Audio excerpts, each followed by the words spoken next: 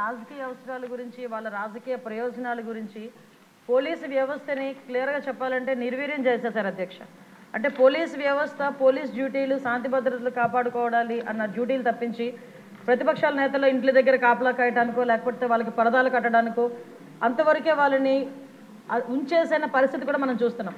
దానిలో భాగంగానే కనీసం పోలీసు వ్యవస్థకి ఏదైతే వాళ్ళకి పోలీసు బలోపేతానికి కానీ అదేవిధంగా వాళ్ళ వెల్ఫేర్ గురించి కానీ వాళ్ళకున్న చిన్న చిన్న ఇమ్యూనిటీస్ గురించి కూడా ఎక్కడ కూడా ఆలోచన చేయకుండా మొత్తం అంతా నిర్వీర్యం చేసిన పరిస్థితి వచ్చింది అధ్యక్ష. ఇప్పుడు ఇందాక మన ఎమ్మెల్యేగా అడిగారు అధ్యక్ష, ఈ వీఆర్లో ఉన్న వాళ్ళ పరిస్థితి గురించి. నిజంగా వీఆర్లో ఉన్న వాళ్ళ పరిస్థితి చూస్తాను అధ్యక్ష, ఒక్కొక్కసారి వాళ్ళకి 6 months వరకు వీఆర్లో ఉంటారు. తర్వాత 6 months తర్వాత వాళ్ళకి ఆ జీతభత్యాలు ఇవ్వాల్సిన అవసరం కూడా ఉంటుంది అధ్యక్ష. కాకపోతే ఈ రోజుకి కూడా లాస్ట్ 5 సంవత్సరాల పరిస్థితి ఎలా తీసుకున్నారంటే పోలీస్ డిపార్ట్మెంట్లో కొంతమంది అఫీషియల్స్ని వాళ్ళకి నచ్చకపోయినా క్యాస్ట్ బేస్ చేసుకొని వాళ్ళకి రాజకీయంగా వాళ్ళకి అనుకూలంగా ఉండరు అనుకున్నా వాళ్ళకి వ్యతిరేకంగా ఒక పని చేసినా వాళ్ళు చెప్పిన పని చేయకపోయినా కూడా వాళ్ళు చాలా క్లియర్గా వాళ్ళందరినీ తీసుకెళ్లి వీఆర్లో పెట్టడమే కాకుండా 2 సంవత్సరాలు 3 సంవత్సరాలు కూడా జీతభత్యాలు లేకుండా వాళ్ళ చేత పని చేయించుకున్న పరిస్థితి కూడా మా దృష్టికి వచ్చింది అధ్యక్ష. ఎట్టి పరిస్థితుల్లోనే అలాంటి వాటి మీద ఫర్మ్గా ఉంటాము. డెఫినెట్గా వాళ్ళకి జీతభత్యాలు ఇచ్చే పరిస్థితి కూడా ఇప్పుడు మేము తీసుకుని వస్తాం అధ్యక్ష. అదేవిధంగా వాళ్ళందరికీ కూడా ఇందాక సార్ అన్నారు కనీసం పిల్లలకి చదివించుకోవడానికి కానీ పెళ్లి చేసుకోవడానికి కానీ. సరే ఇక్కడ ఒక విషయం చెప్పాలి, సుమారుగా గవర్నమెంట్ ఎంప్లాయీస్ తాలూకా జీపీఎఫ్ అంతా కూడా డైవర్ట్ చేసేసాడు లాస్ట్ 5 yearsలో. దానికి కోర్టుకి వెళితే టెక్నికల్గా ఏం చెప్పారంటే అన్ఎక్స్పెక్టెడ్గా వెళ్ళిపోయింది, డబ్బులు మాకు సంబంధం లేకుండా వెళ్ళిపోయిందని ఆన్సర్ కూడా గవర్నమెంట్ నుంచి కోర్టుకి వెళ్ళిన పరిస్థితి కూడా మనం చూస్తూ ఉంటే సిగ్గుపడాలి ఈరోజు. అంటే వాళ్ళు దాచుకున్న వాళ్ళ సొమ్ము కూడా వాళ్ళకి తిరిగి ఇవ్వడానికి కూడా లాస్ట్ గవర్నమెంట్ 5 సంవత్సరాలు కూడా జగన్మోహన్ రెడ్డికి మనసు రాలేదు అధ్యక్ష. ఈరోజు తిరిగి పోలీస్ వ్యవస్థల గురించి విధానాల గురించి రాజ్యాంగం గురించి ఆయన మాట్లాడుతుంటే కొంచెం మనందరూ కూడా ఇబ్బంది పడాల్సిన అవసరం ఉంది అధ్యక్ష.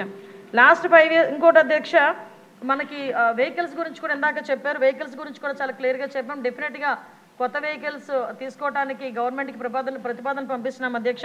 ప్రతి చోట కూడా వెహికల్స్ మీరు అన్నదైతే వాస్తవం అండి, వెహికల్స్ చాలా ఇబ్బందిగా ఉంది. అంటే స్క్రాప్కి వెళ్ళిపోయే వెహికల్స్ 15 yearsకి ఎట్టి పరిస్థితుల్లోనే స్క్రాప్కి ఇచ్చేయాలి. ఆ వెహికల్స్ అన్నీ కూడా చాలా ఉన్నాయి, ఇంచుమించు 50% మనకి కొరత అయితే ఉంది, దానికి కూడా అధిగమిస్తాం. అదేవిధంగా మనందరికీ కూడా 120 లీటర్ల గురించి చెప్పారు అధ్యక్ష. యాక్చువల్గా అయితే ఏజెన్సీ లెవెల్లో ఎక్కడైనా కంపల్సరీగా కావాలి అనుకుంటే కనుక మన డిపార్ట్మెంట్ నుంచి ఎస్పీ లెవెల్లో వాళ్ళకి డీజిల్ పెట్రోల్ ప్రొవైడ్ చేయొచ్చు. కానీ పరిస్థితి ఎందుకంటే రిస్ట్రిక్షన్ పెట్టారు, 120 liters అని రిస్ట్రిక్షన్ ఉంది. దాన్ని ఈరోజు ఒక 300 liters వరకు కూడా రిస్ట్రిక్షన్ని పెంచే క్రమంలో ముందుకెళ్తున్నాం అధ్యక్ష. అదేవిధంగా ఇప్పుడు మీరు అడిగారు అధ్యక్ష, మనకి ఏపీఎస్పీ నుంచి ఏఆర్కి వెళ్ళేదానికి కన్వర్షన్ లిస్ట్ కూడా రెడీగా ఉంది అధ్యక్ష.